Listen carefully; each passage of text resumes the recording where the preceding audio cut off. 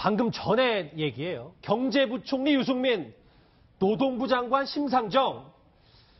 저 얘기입니다. 안철수 후보 지금 대선판에서 가장 절박해 보이는 인물일지도 모릅니다.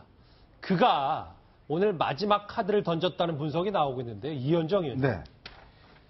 이거는 이제 본인이 이제 직접 말로 한 게 아니라 SNS를 통해서 저런 얘기를 했습니다. SNS를 한번 같이 보시면 이런 얘기를 했더라고요.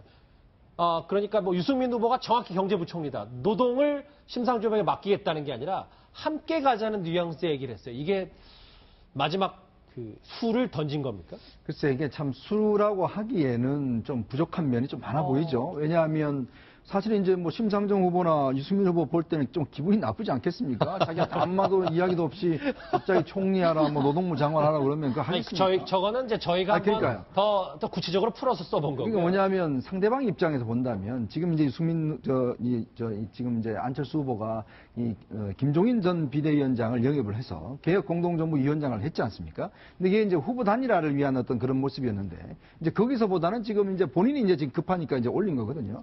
근데 이게 지금 이걸 하려면 전제 조건이 있습니다. 예를 들어서 상대방이 어떻게 생각할지, 그리고 지금 뭐 때문에 본다면 자기가 불리하니까 자꾸 남을 끌어들이는 형식이잖아요.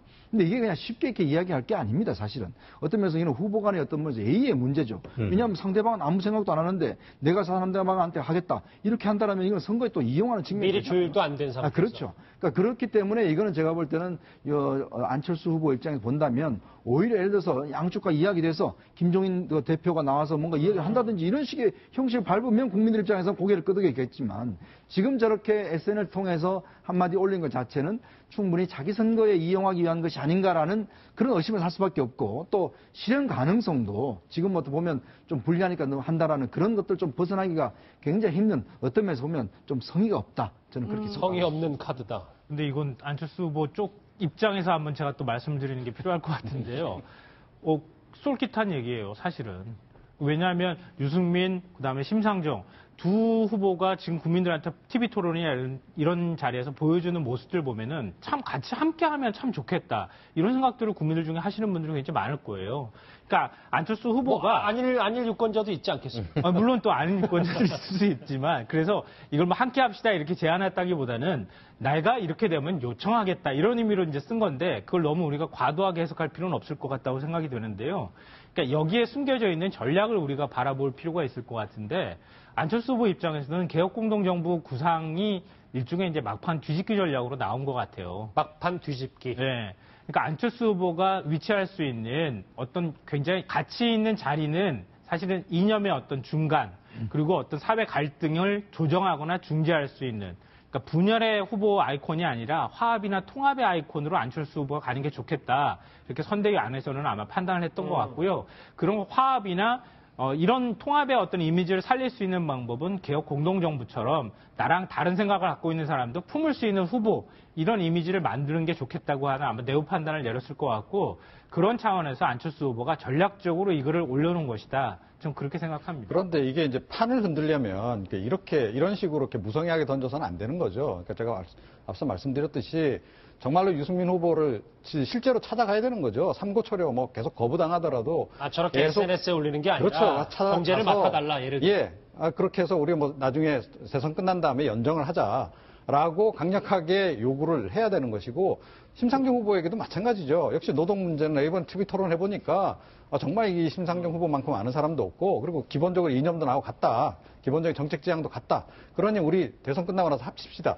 라고 이렇게 그런 그 정치적인 제스처. 본인이 최근에 얘기하잖아요. 말보다는 행동이 자기가 말이 앞서는 사람이 아니고 행동으로 보여주는 사람이라면서요. 그러면 저렇게 말로 SNS로 이렇게 한글 이렇게 올리는 것보다는 직접 가서 이렇게 행동으로 보여줘서 국민들이 뭔가 되겠구나라고 하는 정도의 그 신뢰감을 갖도록 만드는 것이 필요하다. 그리고 정말 하려면 통 큰 제안을 해야 되는 지금 시점인데 제가 보기에는 그런 그 전략적인 판단도 조금 미흡한 게 아닌가 이런 생각이 듭니다. 카드도 아니다 뭐 이런 말씀. 최 변호사님 그럼 이 부분은 어떻게 해석을 해야 될까요? 안철수 후보가 보수의 희망을 원하면 유승민 후보를 뽑고 진보의 몫을 높이고 싶으면 심상정 후보를 뽑으라고 했는데 정작 본인 이름은 없네요. 마음을 비우신 걸까요? 그런 건 알겠죠. 일단 본인이 일단 중심이 되어서 그와 같은 그 부분에 대해서 어떤 정치적 수사를 했다라고 저는 보는데요. 이와 같은 정치적 수사를 하려고 하면은 다들 불성하는 것처럼 사실 이 물밑에서의 다양한 어떤 접촉을 해놓고 이렇게 그 글을 올리는 것이 맞다라고 생각합니다. 그런데 지금 이 글을 봤을 때는 그리고 전체적인 상황을 봤을 때는 내부적 조율이 없이 본인의 생각을 그냥 하나 쭉 올려놨는 그 정도의 어떤 그 나름대로의 깃발 정도에 불과하기 때문에 최초에 아까 말씀하신 것처럼 이것은 다른 경쟁자와의 어떤 예의의 문제가 좀 있는 것 같습니다. 그렇다고 한다고 하면은 이런 부분이 과연 지금 어떤 내리막을 걸을 수 있는 내리막을 지금 걷고 있는 데서 다시 반전의 포인트를 할 어떤 글이 될지에 대해서는 오히려 정말 그 적극적으로 어떤 다른 사람들한테 찾아가는 그런 모습, 말보다는 행동이 앞선다는 모습, 실패는 하지만 다시 반복하지 않는다는 그런 어떤 행동으로 보여주는 모습이 오히려 조금 더 합당한 어떤 이 시점에서의 선택이 아닌가 싶습니다. 그러니까 어쨌든 지금 보시는 것처럼 경제부총리 유승민, 노동부 장관 심상정 뭐 정확하진 않습니다. 저 카드가 김성환 평론가님 빼고는 세 분은 이제 좀 점수를 주진 못했는데 아니요, 저는 의도를 얘기한 거고요. 아마 만나겠다고 하면은 두 후보가 도망 다닐 것 같아요. 그래서 아마 못 만날 것 같아요. 왜냐하면 지금 만나면은 그러면 자기 표 떨어지는 거거든요. 그러니까 만날 수가 없으니까. 그러면 네 분 다 별로 저 카드에 대해서 별로 이렇게 유효성 있는 카드는 아니지만 예산 때문에 엄청 싸울 겁니다. 아마 되는 게 없을 겁니다. 이 네 분 말고도 이 안철수 후보의 개혁 공동정부 제안에 대해서 문재인 후보 측의 박영선 의원 오늘 이렇게 얘기했습니다.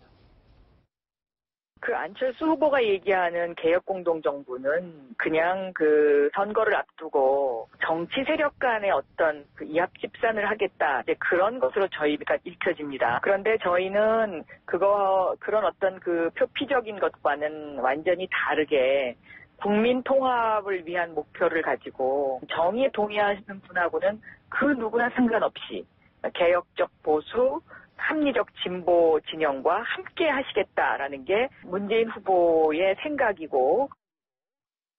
뭐 애들러서 표현했지만 엄청 비판을 하고 있는 박영선. 예, 이정 박사님, 뭐 안철수 후보 이런 글을 올리고 뭐 실제로 오늘부터도 유세차 없이 걸어서 대중교통으로 뭐 4박 5일 유세를 다닌다고 하는데 그건 가장 절박하고 초조하다는 반증이라고 볼 수 있겠죠. 예, 그러니까 뭐 마땅한 카드가 없다라고 지금 보는 게 정확하죠. 마땅한 카드가 없으니 이제 자기는 행동파니까 몸으로 뭔가를 할 수 있는 거 중에서 뭐 국민적인 감동을 그래도 불러일으킬 수 있는 게 뭘까 이렇게 생각을 했겠죠. 그래서 이제 아마 이걸 기획한 것 같은데, 네. 그러니까 저는 그 부분도 조금 전략상 조금 미스다라고 좀 생각을 하는 것이 앞서 말씀드렸듯이 지금 본인이 자력으로 제가 보기에는 이렇게 이 지지율을 끌어올리기는 쉽지 않은 상황이다. 결국은 그러니까 지금은 뭐 정치공학적이다라고는 비난을 좀 받더라도 구도로 접근해서 구도로 어찌됐건 좀 국민들에게 뭔가 가시적인 것들을 좀 보여주는 것이 지금 오히려 더 저는 훨씬 더 지금 시간 대비. 그러니까 좀 운동화 신고 예. 뭐 걷는 게 중요한 게 아니라 누굴 그렇죠. 만나서 좀 어떻게 판을 바꾸는 게 더 중요하단 말이죠. 그렇습니다. 그런데 지금 그 부분에서도 좀 약간 좀 비효율적으로 움직이는 거 아니에요. 그러니까 지금은 굉장히 이른바 그러니까 비용 대비 효과를 극대화시킬 수 있는 그러니까 노고 대비 효과를 극대화시킬 수 있는 그런 전략을 좀 써야 할 그런 순간인데 의외로 비용은 많이 들어가면서 효과는 떨어지는 그런 지금 방식을 택한 게 아닌가 이런 생각을 합니다. 예. 그러니까 지금 어제까지, 그러니까 지금부터는 뭐 조사가 돼도 공표는 안 되고 이제 2일까지 여론조사 결과가 있는데 최신이 이제 저거잖아요. 이제 어제 하나 언론이 이제 공개한 건데 38대 16, 15. 물론 뭐 안철수 후보와 홍준표 후보가 오차 범위 내라서 어느 여론조사는 홍준표 후보가 이긴 것도 있고 2위 이긴 것도 있고 뭐 이렇습니다. 이현정 의원. 네. 결국은 뭐 마이크도 없고 유세차도 없고 이런 문제보다는 이종훈 박사님 말처럼 판을 바꿔야 되는데 저 여론조사가 판을 바꾸기에는 시간이 얼마 없다. 뭐 이런 평가들이 많아서요. 그렇죠. 역대 선거에서 항상 그 선거 막바지 앞두고 이 전략을 많이 써왔어요. 근데 이 전략이 다 실패를 했습니다. 이 강금실 전 장관 같은 경우도 서울시장 나왔을 때 마지막 그는 잠도 안 자고 그냥 며칠 동안 돌아다니는 그 전략을 썼고 보면 이제 선거 막판에 이제 좀 마음이 급하거든요. 솔직히 이야기해서. 그리고 또 절제라는 것들을 좀 국민들 앞에 보여주고 싶은데 지금은 사실 다 미디어 선거예요. 어떤 면 보면 사실 얼마나 만나겠습니까? 하루 만나봤자. 그리고 또 이게 이제 미디어를 통해서 다 또 국민들이 알 알려지고 또 SNS 통해서 알려지는 게 있지 않습니까? 자, 그렇기 때문에 아까 이제 이정훈 박사 말씀하셨지만은 실제로 이제 마지막에 어떤 할 것은 결국 이제 어떤 만약에 본인이 어떤 승리를 위해서 한다라면 좀 더 구도를 바꾸고 그리고 이제 국민들 앞에 좀 더 효과적인 메시지 이런 것들을 어떻게 전달할 것인지 이게 굉장히 중요하거든요. 그러니까 어떤 발품 파는 것보다는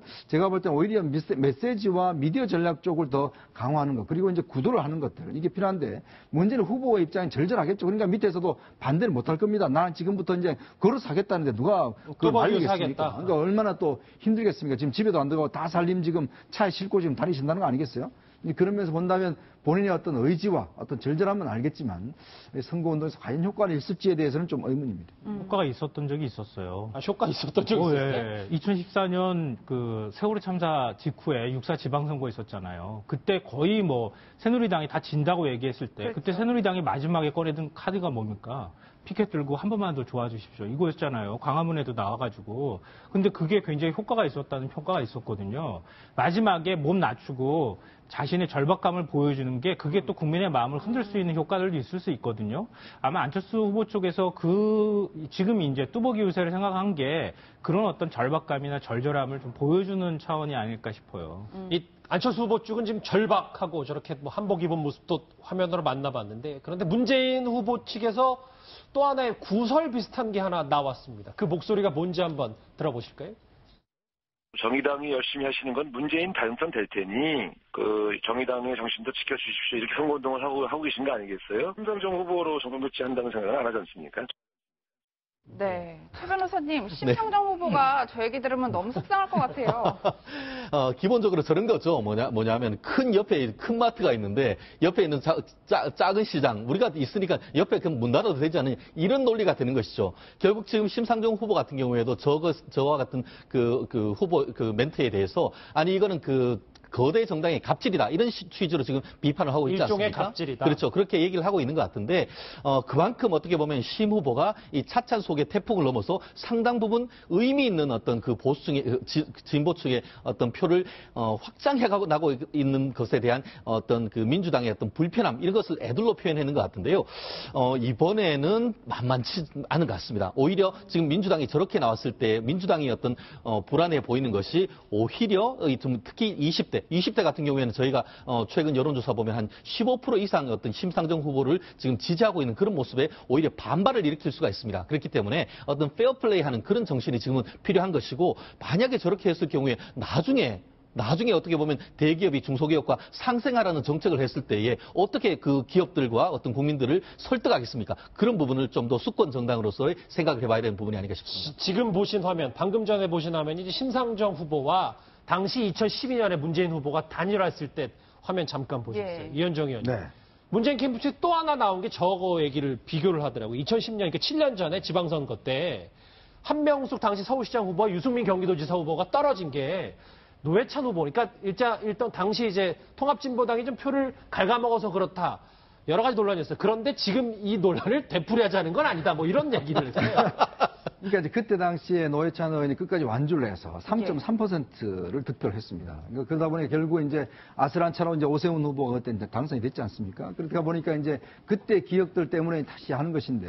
근데 항상 보면요. 항상 민주당의 사고방식은 정의당은 종속 변수예요. 그러니까 통합진보당이 마찬가지로. 그러니까 결국에 가서는 다 우리하고 합쳐야 될 땅, 표를 줘야 될 땅, 단일화의 대상. 이런 식으로 하고 그다음에는 그냥 돌아보지도 않는 거죠. 물론 뭐 정의당 나름대로 그 이후에 보면 뭐 의석을 갖다가 공동 단일화해서 지역도 많이 얻고 뭐 그런 플러스도 있었습니다만은 그냥 이제는 제가 볼 때는 좀 아닌 것 같아요. 지금 상황에 또다시 정의당 손을 벌리면서 자 우리가 또 정권교체해야 되니까 또 들어가라. 그럼 정의당은 노회찬, 심상정 정말 몇 년째 지금 벌써 수십 년째 하고 계신 분들인데 대화는 또 지지율 규모가 좀 다르지 않습니까? 그렇죠. 다르기도 하고 또 저분들은 그럼 항상 들어왔다가 나왔다 들어가는 사람 이걸로 지금 인식이 되지 않습니까? 예. 그러면서 볼 때는 아마 어떤 면에서 본다면 이제는 좀 달라진 어떤 어떤 구도 속에서 본인들의 나름대로 또 정의당 지지하는 정의당 지지하는 분이 계시잖아요. 알겠습니다. 그렇다고 한다면 저는 갈 길을 가는 것들이 오히려 낫지 않나 싶습니다. 예. 김성환 평론가님 좀만 네. 짧게 네, 짧게 말씀드릴게요. 저는 진짜 민주당의 태도가 굉장히 좁쌀처럼 보이는 느낌이에요. 속이 진짜 뭐랄까요. 민주당 지금 문재인 후보 쪽에서 보여줘야 할 태도는요. 오히려 좀 큰 그릇처럼 하는 거라고 생각해요. 배인배요. 그러니까 진보 진영의 그 영역이나 영토를 확장하기 위해서 심상정 후보 권투를 빈다. 그렇게 하면서 문재인 후보가 나가면은 그러면 야권 지지층이 만약에 불안감을 오히려 느끼면은 더 제가 볼 땐 문재인 후보 쪽으로 갈 것 같아요.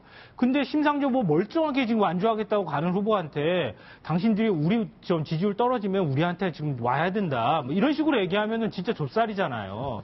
오히려 더 대인배처럼 보여주면 자연스럽게 갈 표도 지금 안 갈 거다. 좀 별로 적절한 태도가 아니라고 생각해요. 이번 주제는 안철수 캠프 측과 이제 문재인 캠프 측에서 좀 받아들일 내용들이 참 많았던 것 같습니다. 좁쌀보다는 좀 크게 쌀 정도로. 알겠습니다.